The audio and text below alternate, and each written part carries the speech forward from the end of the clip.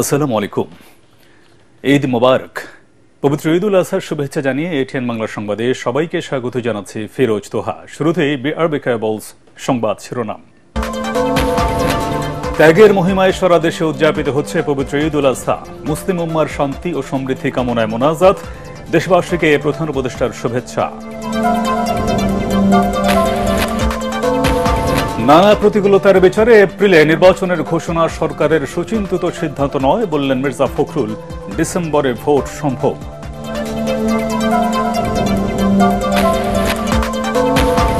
এবং বিচার সংস্কার ছাড়া যেন তেন নির্বাচন নয় জানালেন জামায়াতের আমির ডাক্তার শফিকুর রহমান। সমতল মাঠ থাকলে ঘোষিত রোডম্যাপে ভোট। শুনছিলেন বিআরবি কেবলস সংবাদ শিরোনাম। এবার বিস্তারিত। ত্যাগের মহিমায় উদযাপিত হচ্ছে মুসলমানদের অন্যতম বৃহত্তম ধর্মীয় উৎসব পবিত্র ঈদুল আজহা। সুপ্রিম কোর্ট প্রাঙ্গণের জাতীয় ঈদগাহে অনুষ্ঠিত হয়েছে দেশের প্রধান ঈদ জামাত। এতে অংশ নিয়ে দেশবাসীকে ঈদের শুভেচ্ছা জানিয়েছেন প্রধান উপদেষ্টা ডক্টর মোহাম্মদ ইউনূস। জামাত শেষে দেশ ও মুসলিম জাতির কল্যাণে মোনাজাত করা হয়। বিস্তারিত জানাচ্ছেন একরামুল হক সায়েম।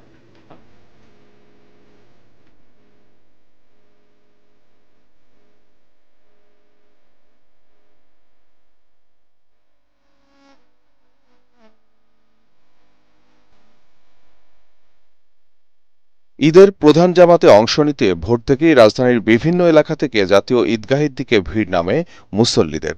বৈরী আবহাওয়ার আশঙ্কা থাকলেও ঢাকায় ঈদের সকাল ছিল বেশ ঝলমলে।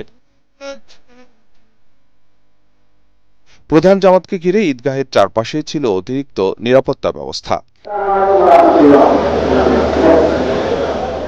দেশের প্রধান জামাতে শরীক হন প্রধান উপদেষ্টা ডক্টর মোহাম্মদ ইউনূস, উপদেষ্টা পরিষদের সদস্য, প্রধান নির্বাচন কমিশনার, বিচারপতি ও রাজনীতিক সহ নানা শ্রেণী পেশার মানুষ।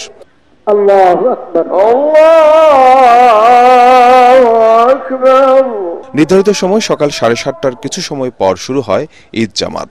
ধনী গরিব সহ সর্বস্তরের মানুষ নামাজ আদায় করেন এক কাতারে।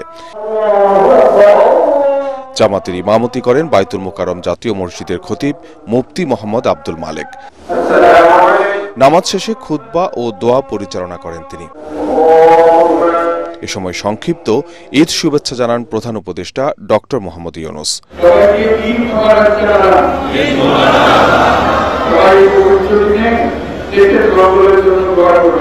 ঈদ জামাতের পর কোলাকুলি ও কুশল বিনিময়ে ভ্রাতৃত্বের বন্ধনে মেলেন মুসল্লিরা। অত্যন্ত পরিবেশটা চমৎকার ছিল। ফিলিস্তিনের নির্যাতিত আমাদের ভাই ও বোনেদের জন্য দোয়া করেছি। প্রত্যেক বছর চেষ্টা করি যে যদি ঢাকায় থাকি তাহলে নামাজ পড়ার, কারণ এই পরিবেশটা আর কোথাও পাওয়া যায় না। পশু কুরবানির সঠিক তাৎপর্য বাস্তব জীবনে অনুসরণ করার প্রত্যয় জানান তারা। আমাদের কোরবানি যদি আল্লাহকে খুশি করার জন্য হয় তাহলে আমাদের কোরবানি আল্লাহ তাআলার কাছে কবুল হবে। ঈদুল আজহার কুরবানি হচ্ছে ত্যাগ এবং উজ্জীবিত হওয়া। আল্লাহ তাআলা বলছে ঈদ হলো বড় সুন্নত, হলো মানুষকে মাফ করে দেওয়া। জাতীয় ঈদগাহে একসঙ্গে 35,000 মুসল্লি নামাজ আদায়ের ব্যবস্থা করে ঢাকা দক্ষিণ সিটি কর্পোরেশন। নারীদের জন্যও ছিল আলাদা নামাজ আদায়ের ব্যবস্থা। আজ থেকে বহু বছর আগে আল্লাহর আনুগত্য আর ত্যাগের অপূর্ব এক দৃষ্টান্ত রেখেছিলেন মুসলিম জাতির আদি পিতা হযরত ইব্রাহিম আলাইহিস সালাম।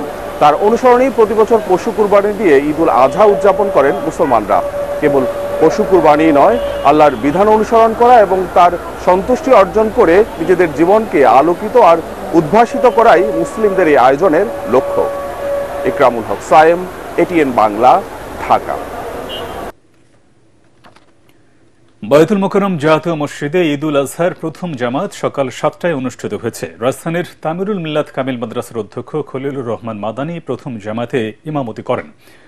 প্রতি বছরের মতো এবারও বায়তুল মোকাররম মসজিদে ঈদের 5টি জামাত অনুষ্ঠিত হয়। দ্বিতীয় জামাতে ইমামতি করেন ইসলামিক ফাউন্ডেশনের মুফাসসির মাওলানা আবু সালেহ পাটওয়ারি। নামাজ শেষে দেশ, জাতি ও মুসলিম উম্মার শান্তি কামনায় বিশেষ মোনাজাতে অংশ নেন মুসল্লিরা।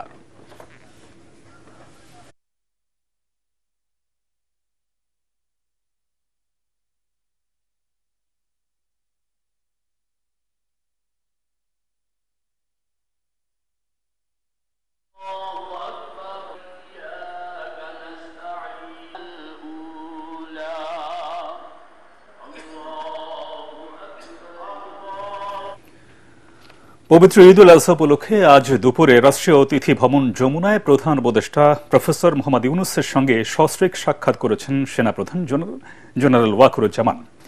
এরপর যমুনায় প্রধান উপদেষ্টার সঙ্গে সস্ত্রীক সাক্ষাৎ করেন সেনাবাহিনী প্রধান অ্যাডমিরাল এম নাজমুল হাসান।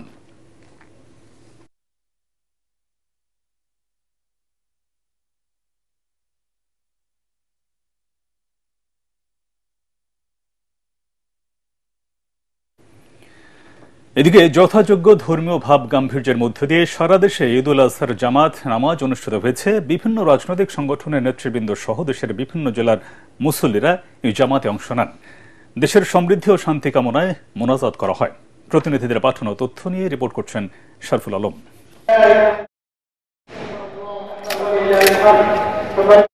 কিশোরগঞ্জের শোলাকিয়ায় ঈদগাহ ময়দানে ১৯৮তম ঈদুল আজহার জামাত সকাল ৯টায় অনুষ্ঠিত হয়েছে। নামাজে ইমামতি করেন বড়বাজার মসজিদের খতিব মাওলানা আবুল খায়ের মোহাম্মদ সাইফুল্লাহ। নামাজে অংশ নেওয়ার জন্য মুসল্লিদের সুবিধার্থে ২টি বিশেষ ট্রেনের ব্যবস্থা করে রেল কর্তৃপক্ষ। দিনাজপুরে গৌর শহীদ কেন্দ্রীয় ঈদগাহ ময়দানে সকাল ৮:৩০টায় দেশের সবচেয়ে বড় ঈদ জামাত অনুষ্ঠিত হয়েছে। বিভিন্ন রাজনৈতিক সংগঠনের নেতৃবৃন্দ সহ দেশের বিভিন্ন জেলার মুসল্লিরা এই জামাতে অংশ নেন। নাটোরে কাচারি মাঠ কেন্দ্রীয় ঈদগাহ ময়দানে নামাজ আদায় করেন বিএনপির নেতা ও সাবেক উপমন্ত্রী রুহুল কুদ্দুস তালুকদার দুলু। নামাজ শেষে দেশ ও জাতির কল্যাণ কামনায় বিশেষ মোনাজাত করা হয়। চট্টগ্রামে ঈদুল আজহার প্রধান জামাত অনুষ্ঠিত হয় সকাল 7:30টায় নগরীর দামপাড়া জমিয়াতুল ফালা জাতীয় মসজিদ প্রাঙ্গণে। City mayor doctor Shahadat Hossain সহ বিভিন্ন রাজনৈতিক দলের নেতা ও নগরীর বিশিষ্ট নাগরিকরা এই জামাতে অংশ নেন। খুলনায় সকাল 7:30টায় নগরীর টাউন জামে মসজিদে ঈদের জামাত অনুষ্ঠিত হয়। বিভিন্ন রাজনৈতিক দলের নেতা, ব্যবসায়ী ও প্রশাসনের ঊর্ধ্বতন কর্মকর্তারা এই জামাতে অংশ নেন। জামাতে ইমামতি করেন টাউন মসজিদের খতিব অধ্যক্ষ মাওলানা মোহাম্মদ সালেহ। পার্বত্য জেলা খাগড়াছড়ির পৌর ঈদগাহ মাঠে ঈদুল আজহা নামাজের ইমামতি করেন খাগড়াছড়ি কেন্দ্রীয় জামে মসজিদের ইমাম মাওলানা মোহাম্মদ সালাউদ্দিন। জেলা বিএনপির সভাপতি ও সাবেক সংসদ সদস্য ওয়াদুদ ভুইয়া সহ হাজারো মুসল্লি ঈদের জামাতে অংশ নেন। Bureau report, ATN Bangla. ১২ ঘন্টার মধ্যে কোরবানির পশুর বর্জ্য অপসারণ করার চ্যালেঞ্জ নেওয়া হয়েছে বলে জানিয়েছেন স্থানীয় সরকার, পল্লী উন্নয়ন ও সমবায় উপদেষ্টা আসিফ মাহমুদ সজীব ভূঁইয়া। দুপুরে রাজধানীর কলাবাগানে ঢাকা দক্ষিণ সিটি কর্পোরেশনের বর্জ্য অপসারণ কার্যক্রমের উদ্বোধন করে একথা বলেন তিনি। ঢাকা উত্তর ও দক্ষিণ সিটি কর্পোরেশনের ২০,২৬৭ জন পরিচ্ছন্ন কর্মী কাজ করছেন। দ্রুততম সময়ের মধ্যে বর্জ্য অপসারণে বাতিল করা হয়েছে সংশ্লিষ্টদের ছুটি।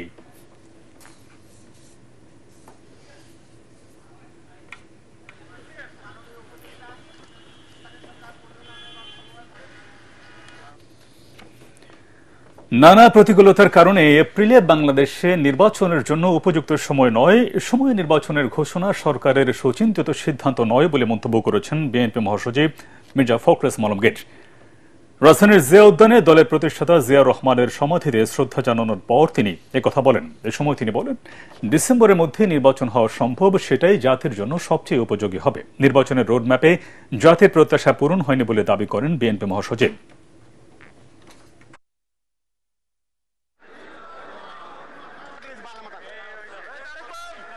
আমাদের বরাবরই দাবি ছিল যে আমরা ডিসেম্বরের মধ্যে এই নির্বাচন চেয়েছিলাম। জনগণের প্রত্যাশাও তাই ছিল। প্রত্যাশা জনগণের পূরণ হয়নি এবং যে সময়টি নির্ধারণ করা হয়েছে সময়টি বাংলাদেশি নির্বাচনের জন্য সঠিক সময় নয়। গরম, ঝড়, বৃষ্টি হওয়ার আশঙ্কা থাকে ওই সময়। তারপরে রোজার পরে পাবলিক পরীক্ষা আছে। সুতরাং এই সময়টা খুব চিন্তা করে দেওয়া হয়েছে বলে আমাদের কাছে মনে হয় না। ডিসেম্বরেই নির্বাচন হওয়া সম্ভব এবং সেটাই জাতির জন্য সবচেয়ে উপযোগী হবে। জাতি যেন-তেন নির্বাচন চায় না। বিচার সংস্কার, জুলাই ঘোষণাপত্র ও ভোটের সমতল মাঠ থাকলে রোডম্যাপ অনুযায়ী নির্বাচন সম্ভব বলে মন্তব্য করেছেন জামায়াত ইসলামের আমির ডাক্তার শফিকুর রহমান। নিজ নির্বাচন এলাকা মৌলভীবাজারের কুলাউড়ার তুলাপুরে ঈদের নামাজ শেষে সাংবাদিকদের সাথে আলাপকালে তিনি এসব কথা বলেন। পরে স্থানীয়দের সাথে কৌশল বিনিময় করেন জামায়াতের আমির।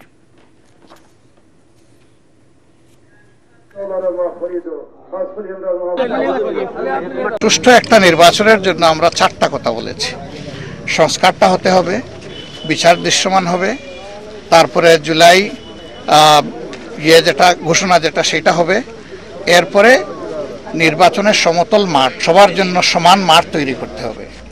উনি ঘোষণা দিয়েছেন একটা তারিখের, কিন্তু এই সুযোগগুলো সৃষ্টি না করলে একটা অর্থবহ নির্বাচন হবে না, আর জাতি যেন তেন কোনো নির্বাচন চায় না। বগুড়ায় সড়ক দুর্ঘটনায় পিতা পুত্র নিহত হয়েছেন। স্থানীয়রা জানান, সকাল 7:30টায় শাহজাহানপুর উপজেলার 9 মাইল এলাকায় ঈদের নামাজ পড়তে যাওয়ার সময় অজ্ঞাত গাড়ির চাপায় তারা ঘটনাস্থলেই মারা যান। নিহতরা হলেন চান মিয়া ও তার ছেলে আব্দুল্লাহ। নিহতদের বাড়ি শাহজাহানপুর উপজেলার আরি ইউনিয়নের বামুনিয়া মণ্ডলপাড়া গ্রামে। আল আরাফা ইসলামী ব্যাংক অর্থ সংবাদ।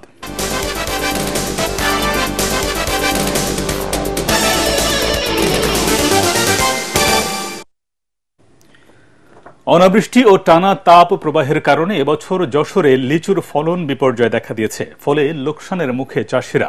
জেলার বিভিন্ন স্থানে দেশি লিচুর পাশাপাশি বোম্বাই, মুজাফফর, চায়না 3 জাতের লিচুর চাষ হয়, কিন্তু এবছর আবহাওয়াজনিত কারণে লিচুর ফুল ও মুকুল ঝরে পড়ায় আশানুরূপ ফলন আসেনি। ফলে উৎপাদনও কম হয়েছে, তাই বেশি দামে লিচু কিনতে হচ্ছে ক্রেতাদের।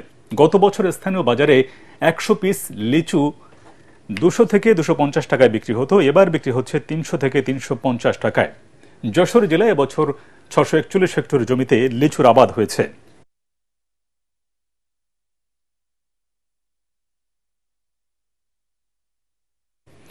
এবার আন্তর্জাতিক সংবাদ।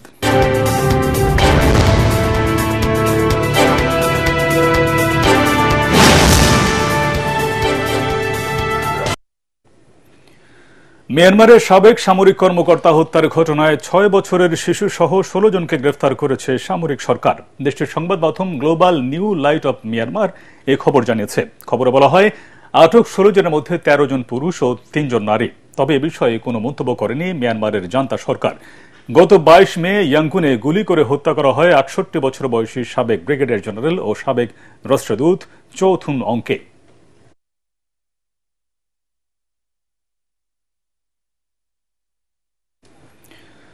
বিপুল উৎসাহ উদ্দীপনায় বাংলাদেশ সহ দক্ষিণ এশিয়া এবং বিশ্বের বিভিন্ন দেশে আজ উদযাপিত হচ্ছে পবিত্র ঈদ উল আজহা। গতকাল মধ্যপ্রাচ্য ও কয়েকটি দেশে পালিত হয়েছে ইসলামী ধর্মাবলম্বীদের দ্বিতীয় বড় এই ধর্মীয় উৎসব।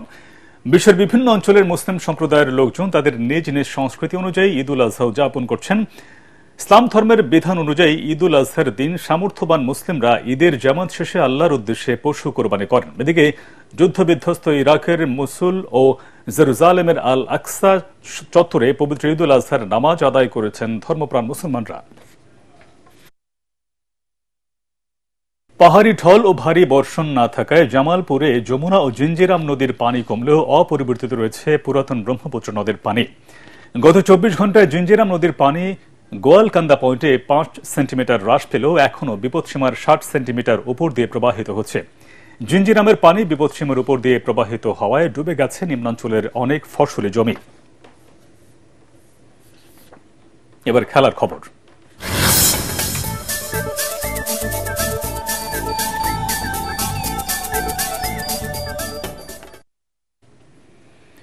বিশ্বকাপ বাছাই পর্বে ইতালিকে 3-0 গোলে হারিয়েছে নরওয়ে। উলিফাল স্টেডিয়ামে আলেকজান্ডার সলথের গোলে 14 মিনিটে এগিয়ে যায় নরওয়ে। 62% বল দখলে রেখে 4 বারের বিশ্ব চ্যাম্পিয়নরা এগিয়ে থাকলেও গোল আদায় করে নিতে পারেনি তারা। সমতায় ফিরতে গিয়ে উল্টো 34 মিনিটে আরও এক গোল হজম করে তারা। এরপর 42 মিনিটে নরওয়ের হয়ে তৃতীয় গোল করেন আর্লিং হল্যান্ড। এই জয়ে আই গ্রুপ থেকে পয়েন্ট টেবিলের শীর্ষে উঠেছে স্টেল সালবাকেনের দল। ইতালির অবস্থান 4-এ। চেস্টারডেন স্ট্রিটে প্রথম টি20তে ওয়েস্ট ইন্ডিজকে 21 রানে হারিয়েছে ইংল্যান্ড। টস জিতে ব্যাটিং নেমে 16 রানে বেন ডাকেটের উইকেট হারায় স্বাগতিক দল। এরপর 79 রানের জুটি গড়ে দলকে বড় সংঘের ভিত গড়ে দেন জেমি স্মিথ ও জশ বাটলার।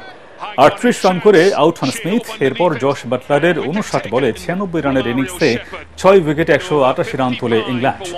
জবাবে লিয়াম ডসনের বোলিংয়ে 9 উইকেটে 167 রানের বেশি তুলতে পারেনি ক্যারিবীয়রা। 39 রান করেন এফিন লুইস, 4 উইকেট নেন ডসন।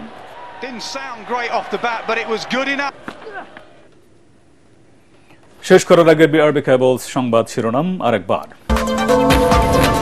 ত্যাগের মহিমায় সারা দেশে উদযাপিত হচ্ছে পবিত্র ঈদ উল আজহা। মুসলিম উম্মার শান্তি ও সমৃদ্ধি কামনায় মোনাজাত, দেশবাসীকে প্রধান উপদেষ্টার শুভেচ্ছা। নানা প্রতিকূলতার বিচারে এপ্রিলে নির্বাচনের ঘোষণা সরকারের সুচিন্তিত সিদ্ধান্ত নয় বললেন মির্জা ফখরুল। ডিসেম্বরে ভোট সম্ভব।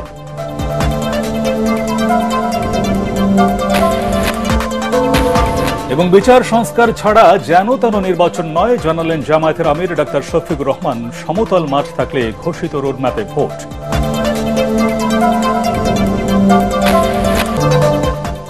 পরবর্তী সংবাদ দেখার আমন্ত্রণ জানিয়ে এখনকার মতো শেষ করছি। এটিএন বাংলা সংবাদ ইউটিউব দেখে ব্রাউজ করুন, youtube/ATN বাংলা নিউজ। ধন্যবাদ সবাইকে।